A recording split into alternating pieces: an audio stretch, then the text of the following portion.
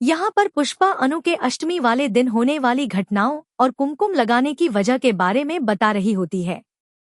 यह बात सुनने के बाद मीरा सोचने लगती है कि अब उसे इसी चीज का इस्तेमाल करके अनु को घर से बाहर निकालना पड़ेगा।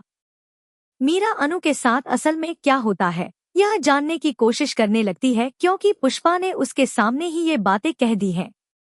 इतने में अचानक सिद्धि माता पहुंच जाती हैं। उन्हें देखते ही सब लोग खुश हो जाते हैं, क्योंकि वे बहुत दिनों बाद आई होती हैं। गायत्री माँ सिद्धि माता से पूछती है कि आप इतने दिनों बाद आ रही हैं, इतने दिनों से कहाँ थीं? सिद्धि माता के आते ही यश उन्हें देखकर बहुत खुश हो जाता है।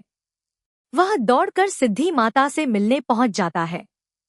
सिद्धि माता उसे अपने पास बिठा लेती हैं और यश उनके पास बैठकर बहुत खुशी महसूस करता है। तभी सिद्धि माता पुष्पा से कहती हैं, तुम्हें पता है ना आज क्या दिन है? पुष्पा जवाब देती है,